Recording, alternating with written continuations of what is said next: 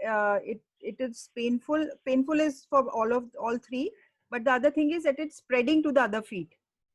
So plantar wart is an infection. It's an HPV infection which can spread from one feet to the other foot. So that is one important point in history, that if a patient says that there are new lesions coming up on the other feet as well, so that is one important point in plantar wart in history. Then comes the location. Plantar wart can be present anywhere on the sole, whereas a corn or a callosity will be only on pressure points. So wherever there is a pressure or there is a frictional pressure on the feet because of shoes or the way the patient walks, so corn has to be on a pressure point, whereas plantar wart is anywhere on the sole. Then one important clinical feature which we have to make sure. Yes, Dr. Vipul. Can you show the pictures again? Just दिखाओ picture. हाँ. Okay. So and the previous one and the previous one. Okay. ठीक है. So when we give a horizontal pressure, so if we fix the lesion and we try to press it horizontally, that is a very clear-cut feature for a plantar wart.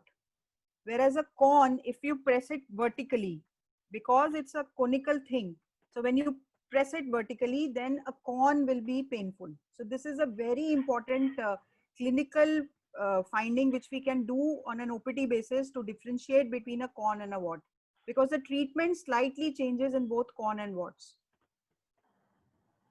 And on pairing is that we specifically with a 15 gauge blade, we try to pair the area. We try to just remove the dead skin.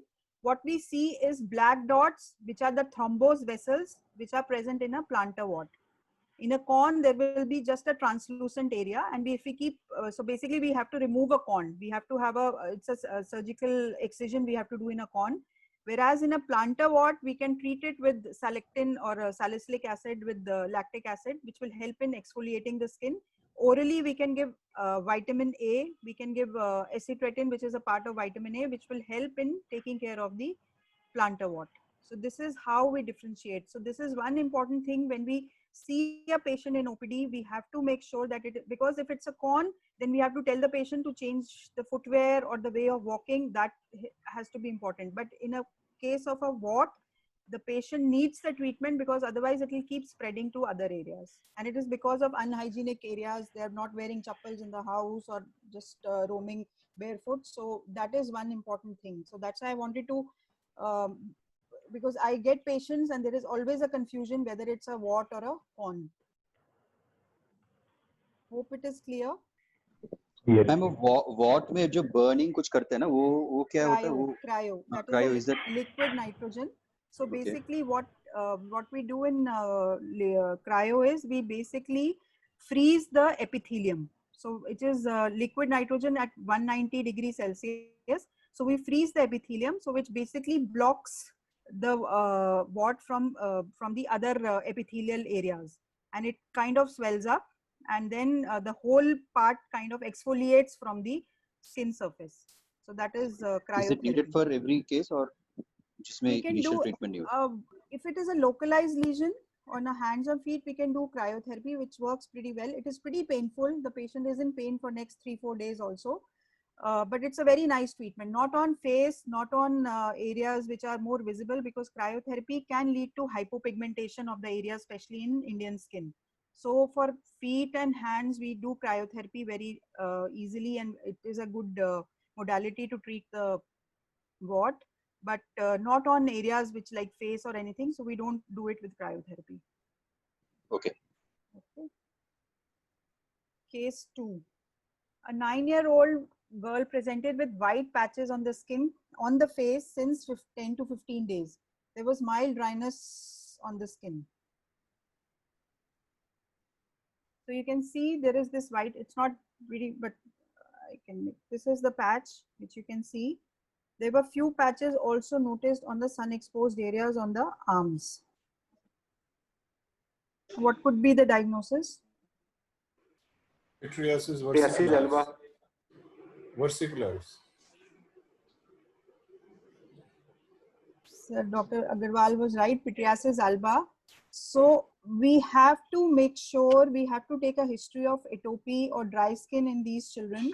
They are mainly present on sun exposed areas. So, and there is one entity which is, there is a one device called Wood's light, which is present in our OPD, which we can differentiate pityriasis alba from vitiligo. That is the most important. So in white patches, the patients or the parents are concerned about vitiligo. So that we have to rule out with the help of a Wood's light. So I have actually taken a picture. So you can see on the left hand side, there are these white patches which are present on the back of the child. And when we put the Wood's light, it is accentuating. You can see there is increased light on these patches, which are becoming more accentuated. So this is how we differentiate. Whereas in case of pityriasis alba or in case of P versicolor, there will be no accentuation of the patches. So this is an OPD procedure in which we can differentiate. So this is like a basic thing which we can do to see. But I just wanted to tell you, I saw recently a case. This was a young girl I've been treating for last 1 year. She had very similar P alba like patches on her skin, which I was treating as P alba because they were not accentuating on Wood's light. Recently, during this lockdown, the mother sent me this picture. She started developing these white patches on the knees. There was this cauterization, which was because of the elastic of the undergarment. So she started developing these white patches and she turned out to be a vitiligo case. So P alba can very well mimic as a vitiligo case. So we have to use a Wood's light to differentiate between a P alba and a vitiligo. So in this case, I was actually being stumped because I was treating her as a P alba and she actually turned into a vitiligo case. So P alba can be treated. So basic mechanism of P alba is that because of dry skin, the child has eczematous areas on the face.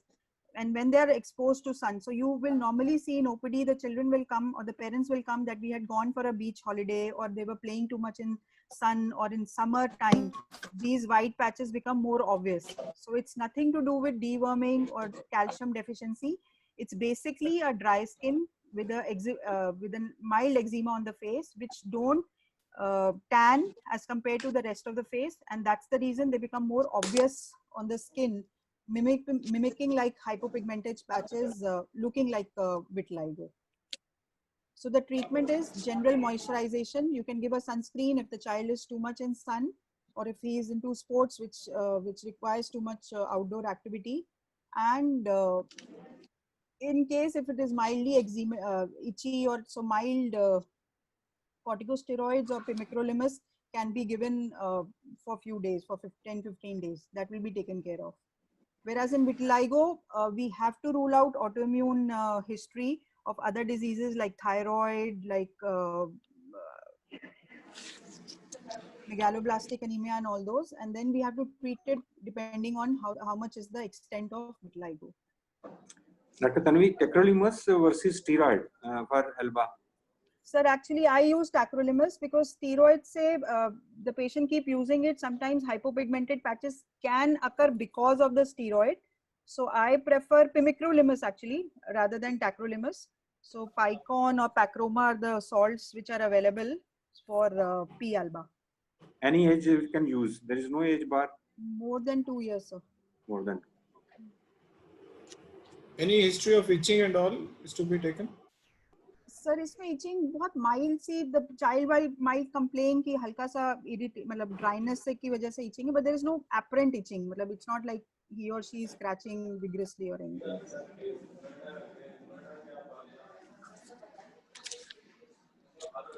So one more important thing which I wanted to tell in vitiligo is that if you see a patient who says that I was hurt or and after that the white patches form, so it's a very characteristic feature of vitiligo. Yes, sir. Sorry. Mute. You said that this case stumped you between vitiligo and alba, Yes. but a vitiligo patient can have alba lesions also. So that's the reason I was actually treating her as alba.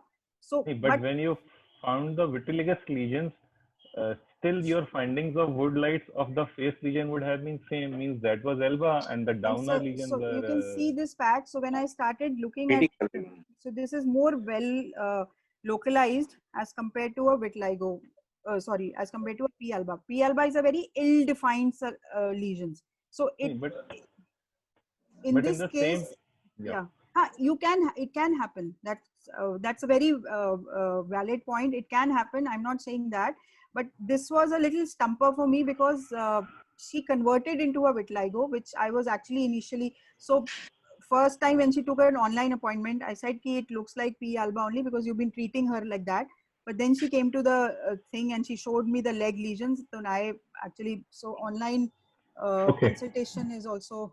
That was an online something. I thought wood. Online. Okay, thanks. Now coming to the case 3. A 7-year-old girl presented with patches of baldness on the scalp. There is no itching in these patches. History of associated immune disorders were taken, which was negative. So any possibility? So this was a patch. Alopecia areata. Yes, sir. Any other differential diagnosis? We'll have to have a closer look for the presence or absence of hair roots in that area. This is all. It's a bald patch. Actually, the Bald patch. was yeah. It's a smooth bald patch.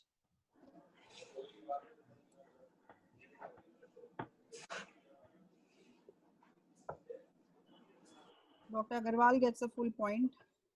So alopecia areata is basically 3 chocolates from your side. All the 3 diagnoses so far are right. 3 chocolates.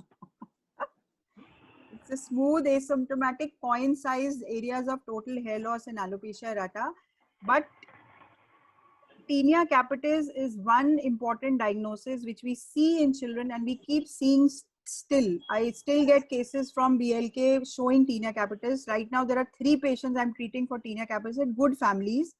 So we have to find out, one important thing is itchiness of the lesion. The child is pretty itchy in case of tinea capitis as compared to alopecia areata. In alopecia areata, there is smooth bald patches. There is total loss. There is like shiny areas of loss of hair as compared to tinea capitis, which will be, there will be scaling. There can be black dots, which are basically broken hairs, which are present in case of tinea capitis. And there is no complete loss of hair. There can be in between hairs. And if you take a KOH scraping, if you take a little bit scaling or you take the hair and you see it under the microscope, you will see fungi, you will see involvement of the shaft or the outer side of the shaft. For alopecia areata, we also have to look for changes in the nails. They can be pitting in nails. We have to see what's the condition of the eyebrows. We have to see rest of the body hair.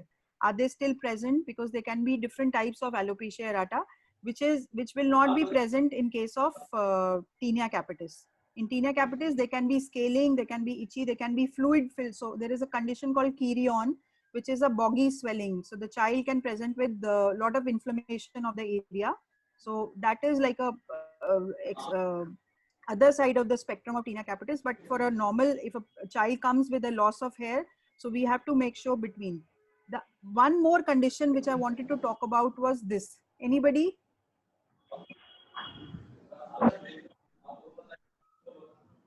What? Just like cradle cap, seborrheic cap.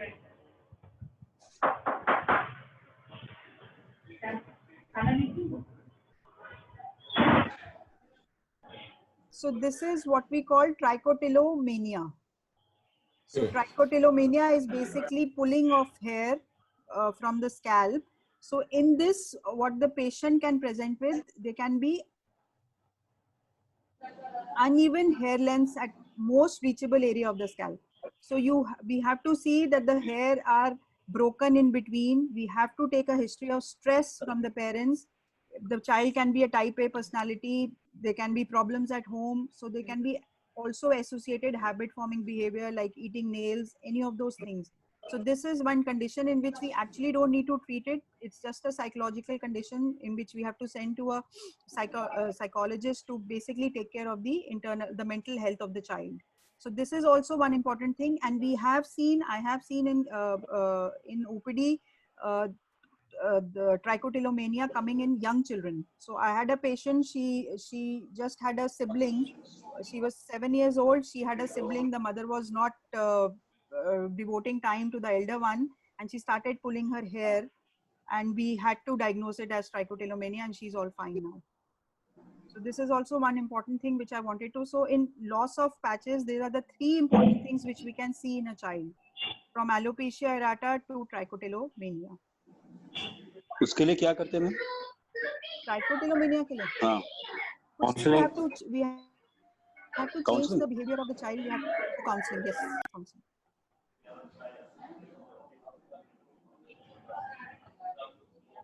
Case 4. A 9-month-old baby presented with redness in the diaper area since few days. There is a history of diarrhea. What could be the diagnosis?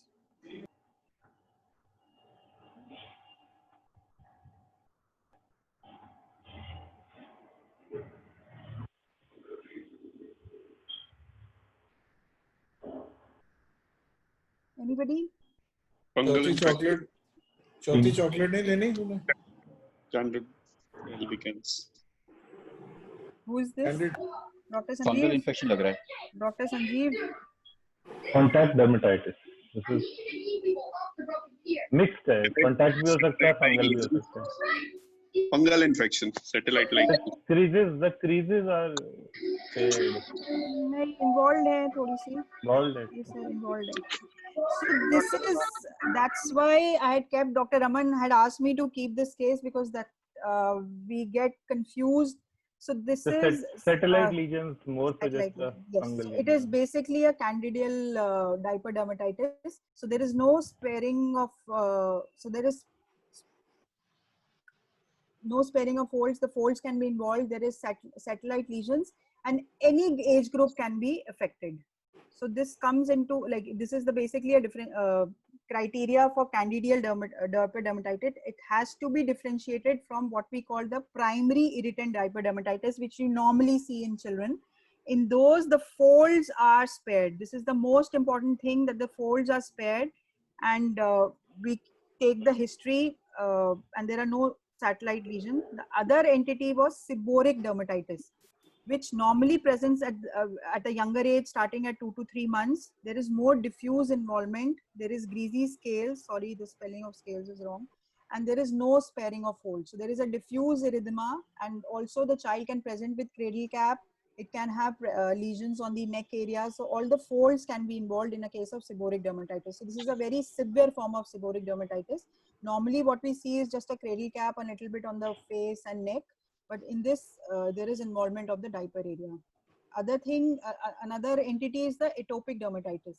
So children normally presents after 5 to 6 months of age. There is more chronic involvement of the skin with involvement of the folds, and there is more lichenification. And you can see there is more thickening of the skin. So it's like the child has been scratching, or there is this thickening. So the dermatitis has been present for a very long time.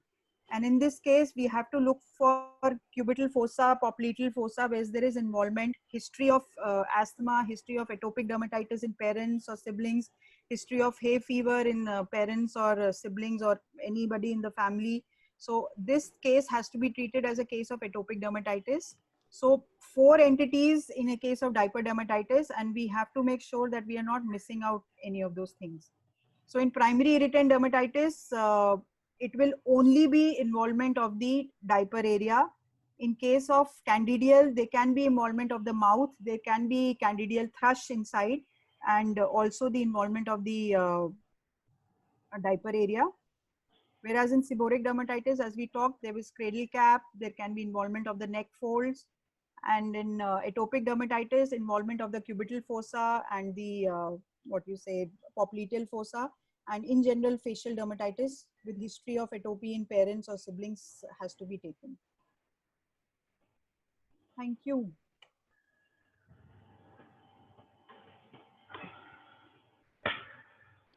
Ma'am, irritant और कैंडिडियल dermatitis में जो treatment के हिसाब से क्या differentiate exactly क्या करना है? सिलोडर्म और See, Siloderm or any diaper cream, diaper rash cream has to be used in all 4. because we see the feces or the urine is an irritant to the child. So if it is an, suppose if it's an atopic case also, anything which will irritate the skin will aggravate the rash. So diaper rash cream has to be used in all four irrespective.